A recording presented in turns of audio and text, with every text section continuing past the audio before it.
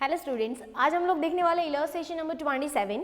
Illustration number 27 में देखो तो गाइस हम लोगों ने जो प्रीवियस लेक्चर में देखा था स्टैंडर्ड फॉर्म्स, उसके हिसाब से हमारे पास यहाँ पे क्वेश्चन कैसा है कि find the value of limit x tends to -2 x raise to 7। अब 7 रेस्ट देख के ही हमें इतना पता चल जाना चाहिए कि अगर 4 और उससे ज़्यादा रेस्ट अवेलेबल है तो हमें कंपल्सरी स्टैंडर्ड फॉर्म यूज़ करना पड़ेगा। क्लियर?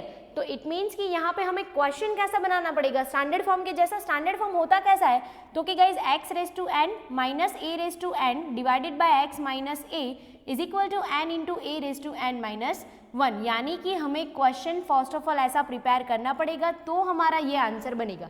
क्लियर? तो फर्स्ट ऑफ ऑल देखो तो ये वाला क्वेश्चन उसके जैसा बनाने की कोशिश करता है तो कि लिमिट x टेंड्स टू -2, यहाँ पे तो है x रेज टू 7। देखो इसकी जगह पे ये ओके ही है, बट मैंने एक शॉर्टकट आपको क्या बताया था कि अगर आपको हिंट अवेलेबल किया है, हिंट क्या है आपका तो कि रेस्ट 7 इसलिए पता चल गया कि स्टैंडर्ड फॉर्म यूज होने वाला है। तो अगर आपको हिंट अवेलेबल किया है तो जो लिमिट का वैल्यू होता है वो आपका कौन सा वैल्यू बन जाता है, a का वैल्यू बन जाता है। क्लियर? बट यहाँ पे आप ये भी खास चेक करो कि यहाँ पे ओरिजिनल फॉर्मूला में बीच में साइन होता है माइनस, यहाँ पे अवेलेबल किया है प्लस, तो क्या ये प्लस को माइनस करने के लिए हम लोग माइनस माइनस लिख सकते हैं? क्यों? क्योंकि हम लोग मीनिंग चेंज नहीं कर सकते। क्लियर? अब हमें इतना भी पता होता है कि यहाँ का रेस्ट और यहाँ का रेस्ट n कितना होता है, सेम ही होता है। तो यहाँ पे 7 रेस्ट है तो यहाँ पे भी 7 रेस्ट होना चाहिए। क्लियर? और हम लोगों ने ये भी शॉर्टकट देखा कि अगर हिंट है तो आपका लिमिट का वैल्यू क्या हो जाता है, a। तो आप देख सकते हो कि -2 हमारा क्या हो जाएगा, a हो जाएगा। तो अब चेक करो -2 का 7 रेस्ट आपको 128 मिलना चाहिए और माइनस माइनस क्या हो जाएगा, प्लस हो जाएगा। आप चेक करो आपको मिल जाएगा। क्लियर? अब डिवीजन में देखो हमारे पास x प्लस 2 तो है ही, यानी कि हमें मैच करना है x के साथ इन दोनों को और इन दोनों को, यानी कि -2 मैच होना चाहिए। बट यहाँ पे प्लस है तो हम लोग उसको अगेन माइनस माइनस लिख सकते हैं। क्लियर? तो ये देखो गाइस हम लोगों ने ऐसा ही क्वेश्चन फॉर्म किया है बट उसमें मीनिंग चेंज नहीं किया। सिंपली क्या करो, पहले जो अवेलेबल है ना, ओके है ना, उसको लिख दो। फिर हमें पता है कि यहाँ का रेस्ट सेम होगा। हिंट अवेलेबल है तो हमें पता चल जाएगा कि -2 a हो जाएगा। अब -2 यहाँ पे भी सेम आने वाला है, x यहाँ पे भी सेम आने वाला है। अब चेक करते हैं साइन के लिए, यहाँ पे प्लस है, एक तो हम लोगों ने माइनस पुट कर ही दिया है, बट हम लोग अकॉर्डिंग टू फॉर्मूला सेट करने जाए तो हमें बीच में माइनस चाहिए।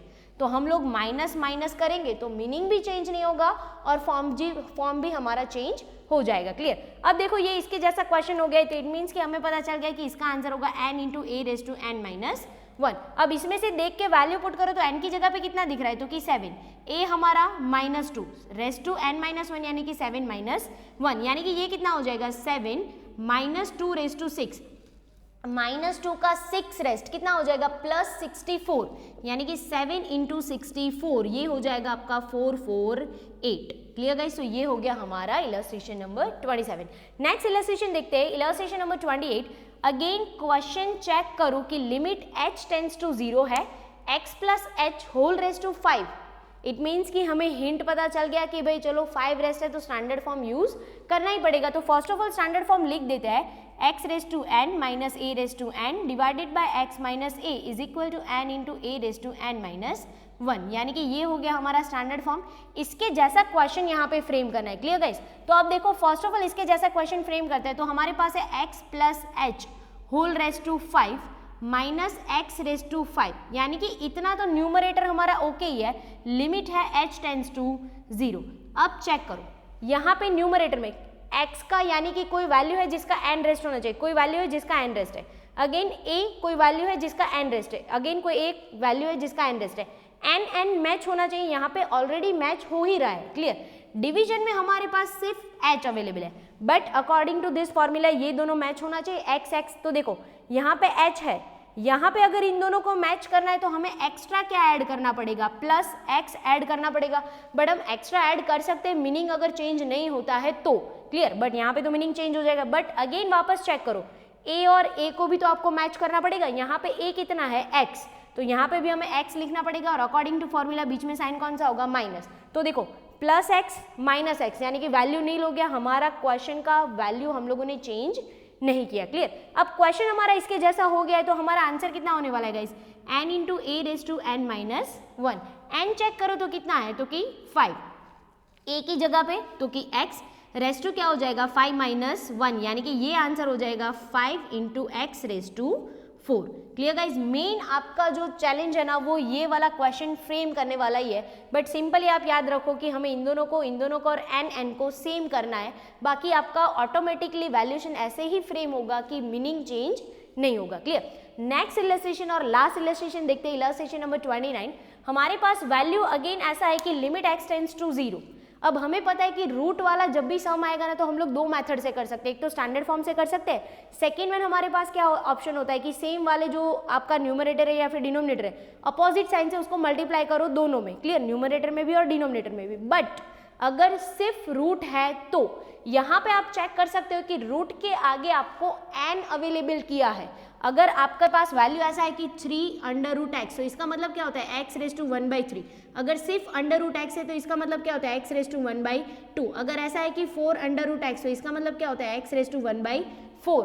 तो यहाँ पे आप चेक करो कि हमारा वैल्यू के आगे n दिया है रूट के आगे, तो इट मीन्स कि ये x प्लस 1 का कितना रेस्ट होगा 1/n रेस्ट होगा। और 1/n रेस्ट वाला अगर कोई फॉर्मूला है तो उसके लिए हम लोग जो अपोजिट साइन से प्लस करते हैं इनटू करते हैं वो वाला स्टेप तो हमारे पास बचा नहीं। इट मीन्स कि कंपलसरी हमें क्या करना पड़ेगा, स्टैंडर्ड फॉर्म।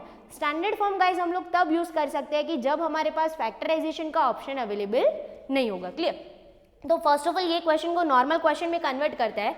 ये हो जाएगा लिमिट x टेंड्स टू 0, फिर ये हो जाएगा हमारा x प्लस 1, आगे n दिया है तो इसका 1/n रेस्ट लिख सकते हैं, -1 डिवाइडेड बाय x। ये हम लोगों ने नॉर्मल क्वेश्चन लिखा, बट यहाँ पे 1/n रेस्ट हो ऐसा फैक्टराइजेशन हमारे पास अवेलेबल नहीं है, तो कंपलसरी स्टैंडर्ड फॉर्म के थ्रू जाना पड़ेगा। स्टैंडर्ड फॉर्म होता क्या है वो लिख देते गाइस, सब भी आपको ये क्वेश्चंस पूछे जाते हैं तो स्टैंडर्ड फॉर्म्स आपको लिखना पड़ेगा, अदरवाइज उसके 0.5 मार्क कट हो जाते हैं। क्लियर, तो ये हो जाएगा x raise to n minus a raise to n divided by x minus a is equal to n into a raise to n minus 1। ये हो गया हमारा स्टैंडर्ड फॉर्म। अब क्वेश्चन को इसके जैसा फ्रेम करने की कोशिश करता है, तो कि limit x tends to 0 x plus 1 whole raise to 1/n, ये तो चलो कोई वैल्यू है जिसका कोई रेस्ट है वो हम लोगों को मिल गया, माइनस यहाँ पे सिर्फ 1 अवेलेबल है, बट हमें इतना पता होता है कि यहाँ का रेस्ट और यहाँ का रेस्ट कैसा होता है, मैच ही होता है। क्लियर, तो यहाँ पे 1/n रेस्ट है तो यहाँ पे भी क्या होना चाहिए 1/n रेस्ट ही होना चाहिए, बट मीनिंग चेंज नहीं कर सकते गाइस। देखो तो 1 का 1/n रेस्ट करो कोई फर्क पड़ेगा, 1 का आप कितना भी रेस्ट कर लो गाइस उसका आंसर अल्टीमेटली क्या होता है 1। इट मीन्स कि 1 को कितना भी रेस्ट देंगे उसका मीनिंग चेंज नहीं होगा। क्लियर, डिवीजन में हमारे पास सिर्फ x अवेलेबल है, बट हमें ये पता होता है ना कि इन दोनों को मैच करना पड़ता है x को। तो यहाँ पे देखो x प्लस 1 है तो हमें यहाँ पे मैच करने के लिए +1 ऐड करना पड़ेगा, और हमें ये भी पता होता है कि a और a को भी मैच करना पड़ता है। यहाँ पे क्या है हमारा 1 है, और अकॉर्डिंग टू फॉर्मूला क्या है बीच में माइनस साइन है। अब चेक करो तो +1 ऐड किया -1 ऐड किया, यानी कि वैल्यू नील हो गया, तो हम लोगों ने मीनिंग चेंज नहीं किया। तो अब हमारा क्वेश्चन इसके जैसा बन गया है, तो हम लोग अब आंसर लिख देते हैं कि n into a raise to n minus 1। तो हमारा n का वैल्यू कितना है, देखो तो रेस्ट की जगह पे आपको कितना दिख रहा है, तो कि 1/n, तो 1/n इंटू a कितना दिख रहा है आपको, तो कि 1, रेस्ट टू कितना होगा n माइनस 1, यानी कि 1/n माइनस 1। अगेन गाइज अभी मैंने बोला कि 1 का कितना भी रेस्ट करो उसका आंसर ऑलवेज कितना होगा 1 ही होगा, तो इट मीन्स कि ये कितना हो जाएगा 1/n इंटू 1, यानी कि अल्टीमेटली हमारा आंसर क्या होगा 1/n, क्योंकि 1 मल्टीप्लाई करो ना करो कोई फर्क नहीं पड़ेगा। तो यहाँ पे फाइनली हमारे सारे इलस्ट्रेशन खत्म होते हैं।